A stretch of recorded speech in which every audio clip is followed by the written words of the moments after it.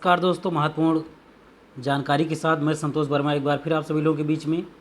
दोस्तों, बहुत ही महत्वपूर्ण जानकारी निकल कर के आ रही है कि सीबीएसई के 12वीं कक्षा के नतीजों में गणित, फिजिक्स, केमिस्ट्री और बायोलॉजी में फुल मार्क्स लाने वालों की संख्या जो है बढ़ गई है। आप स्क्रीन पर देख पा रहे होंगे दोस्तों कि 15 लाख में से 127 बच्चों को हिंदी में 100 में से 100 अंक मिले हैं और अंग्रेजी में 1873 को फुल मार्क मिले हैं। अब यहाँ पे आप देख सकते हैं कि सीबीएसई के 2025 के नतीजों में 12वीं में पास हुए करीब 15 लाख विद्यार्थियों में से सिर्फ 127 को हिंदी में पूर्णतः यानी कि 100 में से 100 अंक मिले हैं। अंग्रेजी में 1873 बच्चों को पूर्णतः पूरा अंक मिल गया है। वहीं 10वीं में पास हुए करीब 22.21 लाख बच्चों को हिंदी में 552 और अंग्रेजी में 2055 लोगों को पूर्ण अंक मिला है। 12वीं पेंटिंग में सबसे ज़्यादा 20,491 छात्रों को 100% अंक। दूसरा सबसे स्कोरिंग सब्जेक्ट रहा हिंदुस्तानी संगीत गायन रहा, जिसमें 4,291 छात्रों को पूल में से फुल अंक मिले हैं। 4 विषय Manipuri, electronic and hardware, design thinking and innovation और कन्नड़ में एक छात्र के ही 100 अंक रहे। पिछले साल की तुलना करें तो पूर्णांक वालों की संख्या हिंदी कोर में 500% और इकोनॉमिक्स में 386% बढ़ी है। यानी कि पिछले साल की अपेक्षा इस साल में फुल में से फुल मार्क्स लाने वालों की संख्या क्या है, बढ़ गई है।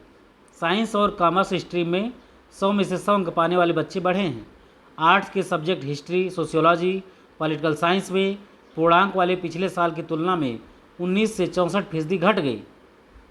यानी कि इन सब्जेक्ट में, आर्ट वाले सब्जेक्ट में, हिस्ट्री, सोशियोलॉजी और पॉलिटिकल साइंस में जो पूर्णतया अंक लाने वाले थे उस साल जो है घट गए। 10वीं में सर्वाधिक 20,278 छात्रों ने आर्टिफिशियल इंटेलिजेंस यानी एआई में पूर्णांक हासिल किए हैं। दूसरे स्थान पर आईटी में 14,548 छात्रों को 100 अंक मिले हैं। नेपाली और कश्मीरी विषयों में सिर्फ एक विद्यार्थी पूर्ण अंक प्राप्त कर पाया। 7,594 बच्चों को गणित में से 100 अंक मिले हैं। यह संख्या पिछले साल 33% कम है। तो आप यहाँ पर देख सकते हैं कि कैसे नंबर का घटाव चढ़ाव हो रहा है। ठीक है, अब यहाँ पर देख लीजिए फुल मार्क्स लाने वाले की संख्या 242% ज़्यादा है। अंग्रेजी में यहाँ पर 2025 में 1873 है, पिछले साल 547 था। फिजिक्स में आप यहाँ पर इस चीज़ को देख लीजिएगा।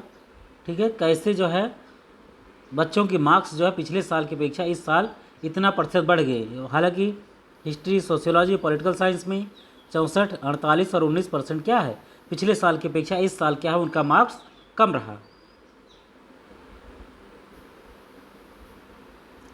यहाँ पर 10वीं वाले में देख लीजिएगा, गणित में 7,594 विद्यार्थियों को मिले, जबकि पिछले साल 11,253 विद्यार्थियों को पूर्णतः अंक मिले हैं। यानी कि 33% क्या हो गया है, घट गया है।